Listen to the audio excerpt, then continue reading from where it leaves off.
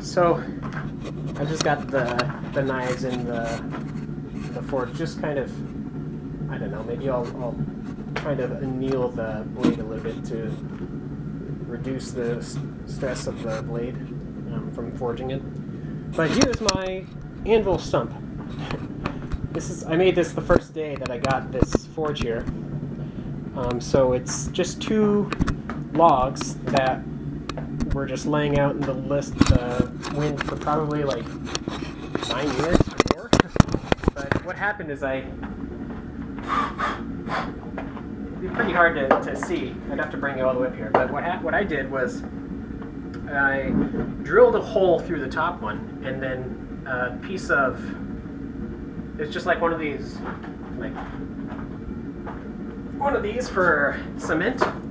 I don't know what the hell these things are or what kind of steel it is. I imagine they're mild steel. But I just used this big old sledgehammer and crammed it right in here, so it's pretty well solid together, you know, and it's heavy enough. So it hasn't moved at all. Here is a little 30-pound weight.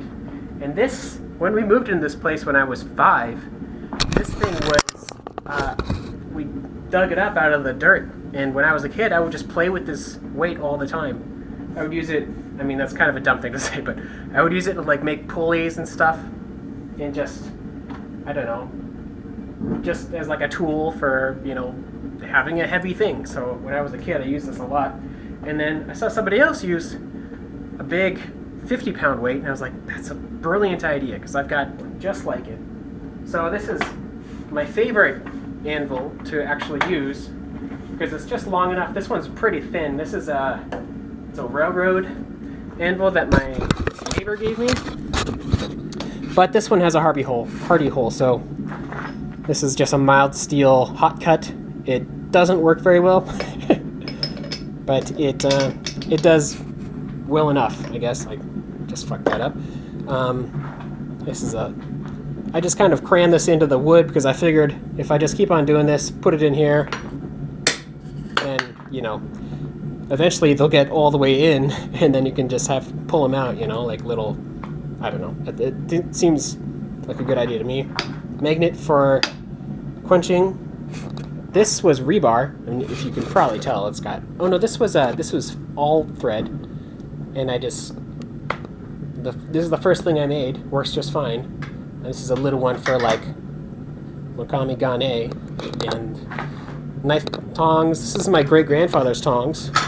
This pair of tongs, a very nice guy named Bob Holler, he gave this to me because I went and visited him. He's just a few miles down the road, and he is a knife maker. He's retired now, and he's having a hard time with his health and everything, but he gave me these, so that was really nice. Worked pretty well for box. My tongs that I made is, I took them apart for the last sword that I made. This is for I keep my borax.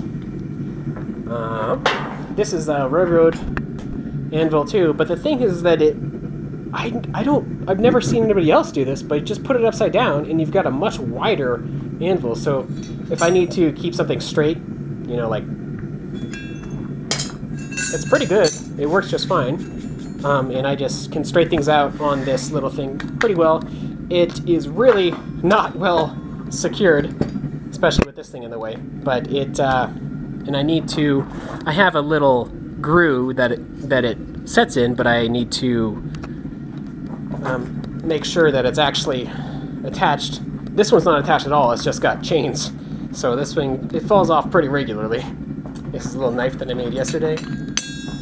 This is mild steel. I thought it was a different kind of steel, and I tried to cut through it when it was really hot, and it just was not really working. So I tried to quench it, and it only got up to about a little more than 40 HRC, so it's definitely mild steel. That didn't work. But it was a confidence boost for these knives that I'm making. So here, yeah, this is the whole the anvil stump. I guess you don't need a big anvil, so as long as you just have lots of different kinds of anvils. Anyhow, yeah. All right. Let me anneal these and I'll be back.